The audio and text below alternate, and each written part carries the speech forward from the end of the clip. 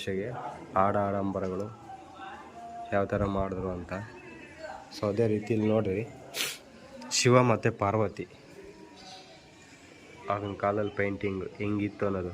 So ಈಗಿನ ಕಾಲದಲ್ಲ painting ಎಲ್ಲ ಬೇಗ ಹೋಗ್ಬಿಡುತ್ತೆ ಆ ಥರ ಇದೆ. ಸೊ ನಂದಿ ವಿಗ್ರಹ ಇದು ಬಂದರೆ ಆಪೋಸಿಟ್ ಬ್ಯಾಕ್ ಸೈಡ್, ಈ ಬ್ಯಾಕ್ ಸೈಡ್ ಇರೋದೇ ನಮಗಿದು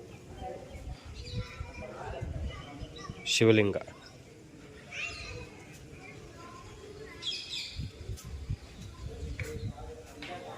ಶಿವ ಪರಮೇಶ್ವರ.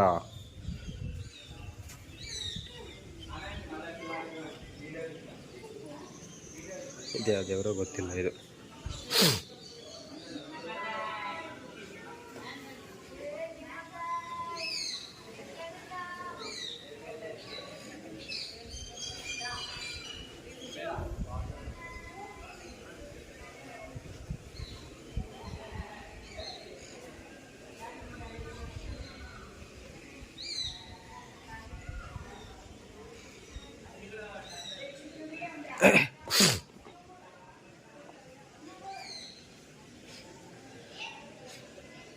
ಮತ್ತು ಇನ್ನೊಂದು ಏನಪ್ಪ ಅಂದರೆ, ಯಾವುದೇ ಶಿವಲಿಂಗ ತಗೊಂಡ್ರು, ಯಾವುದೇ ಶಿವಲಿಂಗ ಅಲ್ಲಿ ಅಭಿಷೇಕ ಮಾಡಿದಂತಹ ನೀರು ಒಂದು ಪರ್ಟಿಕ್ಯುಲರಿ ಒಂದು ಕಾಲುವೆ ಪ್ರಕಾರ ಹೋಗುತ್ತೆ ನೋಡಿ. ಈ ಥರ ಟೆಕ್ನಾಲಜಿ ಕೂಡ ಆಗಿನ ಕಾಲದಲ್ಲೇ ಇತ್ತು ನೋಡಿ.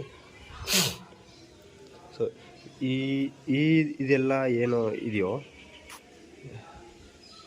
ಸೊ ಇಲ್ಲಿ 2 4 ಈ 5 ಶಿವಲಿಂಗ ಕೂಡ ಏನು, ಈ 5 ಶಿವಲಿಂಗ ಕೂಡ ಅಭಿಷೇಕ ಅಥವಾ ಏನೋ ಮಾಡಿದ್ರೆ, ಸೊ ಆ ನೀರು ಈ ಥರ ಈ ಕಾಲುವೆಯಲ್ಲಿ ಬಂದ್ಬಿಡುತ್ತೆ.